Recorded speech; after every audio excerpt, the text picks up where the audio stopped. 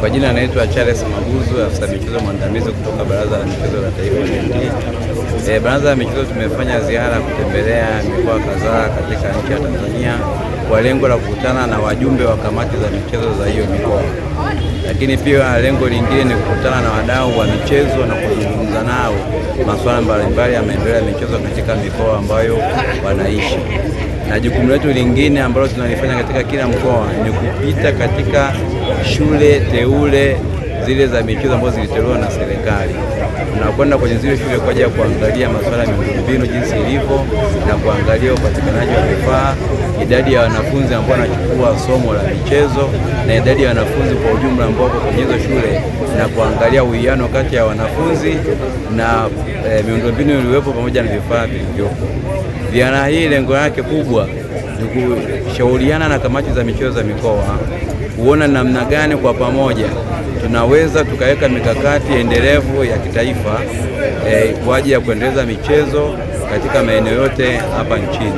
Lakini pia ni kutoa ushauri wa namna ya kuboresha miundombinu ya michezo iliyopo na kujenga miundombinu mipya kwa kadiri mkoa au halmashauri itakavyokuwa na uwezo huo.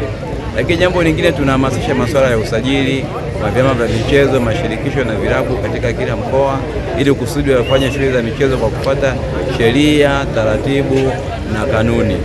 Lakini pia tunahimizana namna kutafuta wafadhili kwa ajili ya kusaidia michezo kwenye maeneo yao na namna gani wanaweza kutumia wafadhili hizo katika kuendeleza michezo kwa malengo ambayo wamekusudiwa.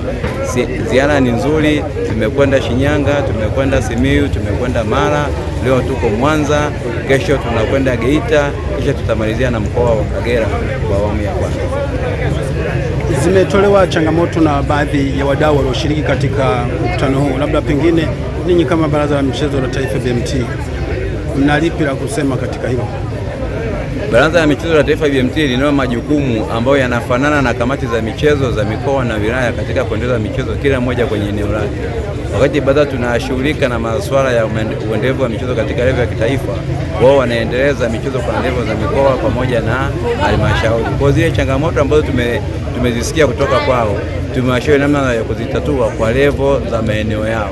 Kama ni changamoto imekaa kwenye level ya kimkoa, tumeshauri kamati za michezo za mikoa nini cha kufanya kwa ajili ya kuweza kuzisolve hizo changamoto. Kama ni level ya kiwilaya, pia tumefanya hivyo katika nyanja mbalimbali ikiwemo ujenzi wa miundombinu, upatikanaji wa vifaa pamoja na kushirikiana kwa pamoja kwa ajili ya kuhamasisha michezo kwa jamii kwa ajili ya kujenga afya na kueneza vikundi vya jogging nchi nzima.